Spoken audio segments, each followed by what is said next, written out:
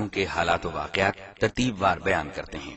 چونکہ سیدہ زینب رضی اللہ عنہا سب سے بڑی صاحبزادی تھیں، لہذا انہی سے شروع کرتے ہیں۔ سیدہ خدیجہ رضی اللہ عنہا سے نکاح کے 5 برس بعد سیدہ زینب پیدا ہوئیں۔ اس وقت نبی اکرم صلی اللہ علیہ وسلم کی عمر مبارک 30 سال تھی۔ گویا جب اعلان نبوت ہوا، سیدہ زینب رضی اللہ عنہا اس وقت 10 سال کی ہو چکی تھیں۔ یہ بھی اپنی والدہ کے ساتھ ہی ایمان لے آئیں۔ ان کا نکاح ابو العاص بن ربیع سے ہوا، جو ان کی خالہ حالہ بنت خویلد کے صاحبزادے تھے۔ حالہ بنت خویلد اور سیدہ خدیجہ دونوں سگی بہنیں تھیں۔ سیدنا ابو العاص مسلمان ہونے سے قبل بھی صاحب تجارت اور مالدار تھے، نیز امانت دار بھی تھے۔ سیدہ خدیجہ نے رسول اللہ صلی اللہ علیہ وسلم سے گزارش کی کہ زینب کا نکاح ابو العاص سے کر دینا چاہیے۔ آپ نے یہ بات منظور فرمائی اور ابو العاص سے نکاح کر دیا۔ یہ نکاح اعلان نبوت سے پہلے ہوا۔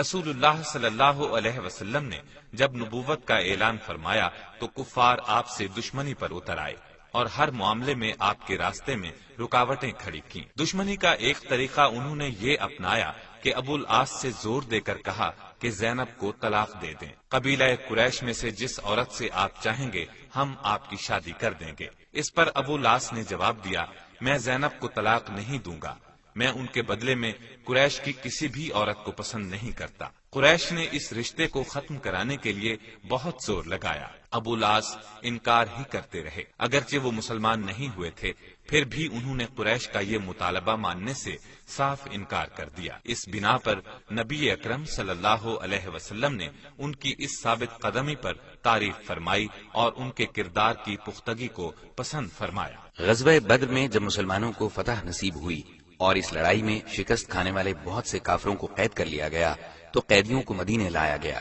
قیدیوں سے معاوضہ لے کر انہیں رہا کرنے کا فیصلہ کیا گیا۔ اس لڑائی میں ابو العاص بھی قید ہو کر آئے ہوئے تھے۔ انہیں عبداللہ بن نعمان انصاری رضی اللہ عنہ نے قید کیا تھا۔ عباس بن عبد المطلب بھی قیدیوں میں شامل تھے۔ یہ رسول اللہ صلی اللہ علیہ وسلم کے چچا تھے۔ اگرچہ انہوں نے لڑائی میں حصہ نہیں لیا تھا، لیکن یہ مشرکین کے لشکر کے ساتھ آئے تھے، اس لیے ان کا شمار مخالفین میں ہوتا تھا۔ اہل مکہ نے اپنے قیدیوں کو چھڑانے کے لیے معاوضے روانہ کیے۔ اس سلسلے میں ابو العاص کی رہائی کے لیے سیدہ زینب رضی اللہ عنہا نے اپنا ہار ان کے فدیے میں بھیجا۔ جب یہ معاوضے اور فدیے نبی صلی اللہ علیہ وسلم کی خدمت میں پیش ہوئے تو آپ کو ان میں وہ ہار بھی نظر آیا۔ آپ پر غم کی حالت طاری ہو گئی، دل بھر آیا اور آنکھوں میں آنسو آ گئے۔ سیدہ خدیجہ رضی اللہ عنہا کا دور آنکھوں کے سامنے گھوم گیا۔ مجلس میں موجود تمام لوگوں نے نبی صلی اللہ علیہ وسلم کی اس کیفیت کو صاف محسوس کر لیا۔ آپ نے ارشاد فرمایا، تم پسند کرو تو ابو العاص کو رہا کر دو اور زینب کا ہار واپس بھیج دو۔ صحابہ کرام نے فوراً عرض کی، ہمیں کوئی اعتراض نہیں۔ اس پر آپ نے ابو العاص سے فرمایا، جب آپ مکے پہنچیں تو زینب کو ہماری طرف بھیج دیں۔ ابو العاص نے یہ وعدہ کر لیا۔ اس طرح انہیں بلا معاوضہ رہا کر دیا گیا۔ سیدہ خدیجہ رضی اللہ عنہا کا ہار بھی واپس بھیج دیا گیا۔ ابو العاص نے اپنا وعدہ پورا کیا، اپنے بھائی کے ساتھ زینب رضی اللہ عنہا کو مدینے روانہ کیا۔ اس طرح سیدہ زینب نبی صلی اللہ علیہ وسلم تک پہنچ گئیں۔ راستے میں حبار بن اسود نے روکنے کی کوشش بھی کی تھی، جو ابھی مسلمان نہیں ہوئے تھے، لیکن کنانہ آڑے آیا، پھر بھی زخمی ہوئی۔ اس طرح ہجرت کے دوران میں ان کو سخت حالات کا سامنا کرنا پڑا۔ ایسا سلوک ان کے مسلمان ہونے کی بنا پر کیا گیا، گویا یہ تکالیف انہوں نے اللہ کے راستے میں اٹھائیں۔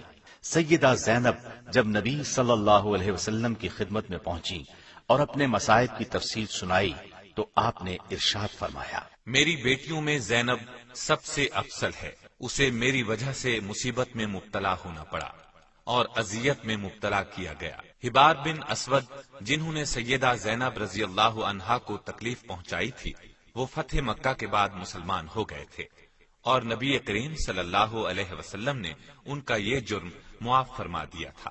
دین کے معاملے میں سیدہ زینب رضی اللہ عنہا کا مقام بہت اونچا ہے۔ ان کے اس بلند مقام کی خبر بھی خود رسول اللہ صلی اللہ علیہ وسلم نے دی ہے۔ نبی صلی اللہ علیہ وسلم کا یہ فرمان کہ زینب کا مقام بہت اونچا ہے ایک بہت بڑی خوشخبری تھی۔ ان کے خامن ابو العاص جب تک مکے میں رہے اسلام نہیں لائے، انہیں 6 ہجری میں ایک تجارتی قافلے کے ساتھ شام کی طرف سفر کرنے کا اتفاق ہوا۔ اس قافلے کو مسلمانوں نے گرفتار کر لیا۔ یہ بچ نکلنے میں کامیاب ہو گئے اور سیدہ زینب رضی اللہ عنہا کے پاس آ گئے۔ انہوں نے انہیں پناہ دی۔ پھر یہ نبی صلی اللہ علیہ وسلم کی خدمت میں حاضر ہوئے اور اسلام لے آئے۔ مسلمان ہونے کے بعد مکے گئے۔ ان کے پاس جن لوگوں کی امانتیں تھیں ان کی امانتیں انہیں لوٹائیں۔ اس کے بعد فرمایا، سن لو، میں مسلمان ہو گیا ہوں۔ میں نے اپنے اسلام کا اعلان مدینے میں اس لیے نہیں کیا کہ تم یہ خیال نہ کرو کہ میں نے تمہارا مال کھانے کا ارادہ کر لیا ہے۔ اس کے بعد یہ مکے سے مدینے آ گئے۔ مدینے پہنچے تو نبی کریم صلی اللہ علیہ وسلم نے 6 سال کی مفارقت کے بعد نکاح اول ہی پر سیدہ زینب رضی اللہ عنہا کو ابو العاص کے گھر رخصت کر دیا۔ سیدہ زینب رضی اللہ عنہا کے ہاں ابو العاص رضی اللہ عنہ سے ایک لڑکا اور ایک لڑکی پیدا ہوئے۔ لڑکے کا نام علی اور لڑکی کا نام امامہ رکھا گیا۔ علی بن ابو العاص نے رسول اللہ صلی اللہ علیہ وسلم کی نگرانی میں پرورش پائی۔ مکہ فتح ہوا تو آپ نے انہیں اپنی سواری پر پیچھے بٹھایا ہوا تھا۔ انہی کے متعلق صحیح بخاری میں ایک روایت ہے۔ سیدنا اسامہ بن زید فرماتے ہیں کہ سیدہ زینب رضی اللہ عنہا نے رسول اللہ صلی اللہ علیہ وسلم کے پاس پیغام بھیجا کہ میرا بیٹا حالت نزاع میں ہے، جلدی تشریف لائیے۔ آپ نے سلام کے بعد کہلا بھیجا کہ جو کچھ اللہ نے لیا یا عنایت کیا سب اسی کا ہے، اور ہر چیز کی زندگی کے لیے اس کے ہاں ایک وقت مقرر ہے، اس لیے تمہیں ثواب کی امید پر صبر کرنا چاہیے۔ سیدہ زینب رضی اللہ عنہا نے دوبارہ پیغام بھیجا اور قسم دلائی کہ آپ ضرور تشریف لائیں۔ چنانچہ آپ کھڑے ہو گئے۔ آپ کے ساتھ سعد بن عبادہ، معاذ بن جبل، ابی بن کعب، زید بن ثابت رضی اللہ عنہم اور دیگر چند اشخاص تھے۔ وہاں پہنچنے پر بچے کو اٹھا کر آپ کی خدمت میں لایا گیا۔ اس وقت اس کی سانس اکھڑی ہوئی تھی اور سانس کی آمد و رفت پرانے مشکیزے کی طرح تھی۔ یہ دیکھ کر آپ کی دونوں آنکھوں سے آنسو بہنے لگے۔ سعد رضی اللہ عنہ نے عرض کیا، یا رسول اللہ، یہ رونا کیسا؟ آپ نے فرمایا، یہ رحمت ہے جو اللہ نے اپنے بندوں کے دلوں میں رکھی ہے، اور صرف انہی بندوں پر رحم کرتا ہے جو رحم دل ہوتے ہیں۔ علی بن عاص کی وفات کے متعلق ایک روایت یہ ہے کہ بچپن میں وفات پائی، لیکن عام روایت یہ ہے کہ سن رشد کو پہنچے۔ ابن عساکر فرماتے ہیں کہ یرموک کے مارکے میں شہید ہوئے۔ سیدہ زینب رضی اللہ عنہا کی بیٹی امامہ بھی نبی صلی اللہ علیہ وسلم کے ہاں پرورش پاتی رہیں۔ صحیح بخاری میں ہے، ابو قتادہ انصاری رضی اللہ عنہ بیان کرتے ہیں کہ رسول اللہ صلی اللہ علیہ وسلم ہمارے ہاں تشریف لائے۔ اس وقت امامہ آپ کے کندھے پر تھیں۔ آپ نے اسی حالت میں نماز شروع فرمائی۔ جب رکوع فرماتے انہیں اتار کر زمین پر بٹھا دیتے، سجدے سے سر اٹھاتے تو پھر امامہ کو سوار کر لیتے۔ اس واقعے سے صاف ظاہر ہے کہ نبی صلی اللہ علیہ وسلم کو ان سے کس حد تک محبت تھی۔ محدثین نے ایک اور واقعہ نقل کیا ہے کہ رسول اللہ صلی اللہ علیہ وسلم کی خدمت میں ایک قیمتی ہار ہدیے کے طور پر آیا۔ اس وقت ازواج مطہرات وہاں جمع تھیں، امامہ بھی وہیں تھیں اور کم عمر ہونے کی وجہ سے وہیں کھیل رہی تھیں۔ آپ نے ارشاد فرمایا، یہ ہار کیسا ہے؟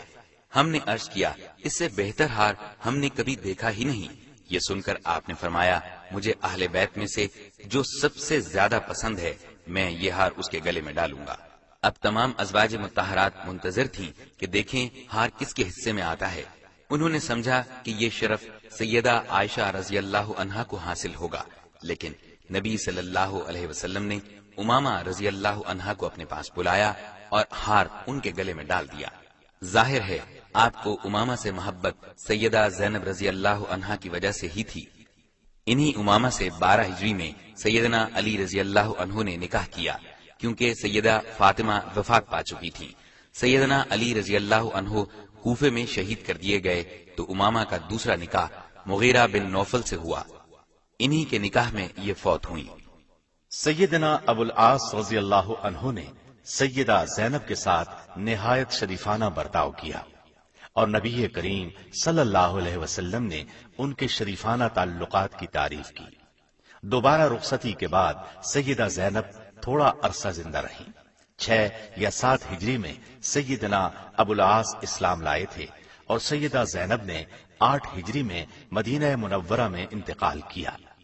انا للہ و انا الیہ راجعون۔ سیدہ زینب رضی اللہ عنہا کو ام المومنین سیدہ سودا، سیدہ ام سلمہ اور ام ایمن رضی اللہ عنہن نے غسل دیا۔ غسل کے بعد رسول اللہ صلی اللہ علیہ وسلم کو اطلاع دی گئی تو آپ نے اپنا تہبند کفن میں شامل کرنے کے لیے مرحمت فرمایا۔ نماز جنازہ خود نبی کریم صلی اللہ علیہ وسلم نے پڑھائی۔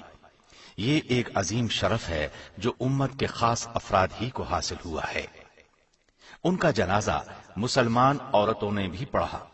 سیدہ فاطمہ بھی اپنی بڑی بہن کے جنازے میں شریک ہوئیں۔ سیدہ زینب کو قبر میں خود نبی کریم صلی اللہ علیہ وسلم اور ان کے خامند ابو العاص نے اتارا۔ سیدہ زینب رضی اللہ عنہا کو چونکہ ہجرت کے وقت زخم آیا تھا اور اسی زخم سے ان کی موت واقع ہوئی تھی، اس لیے حافظ ابن کثیر نے البدایہ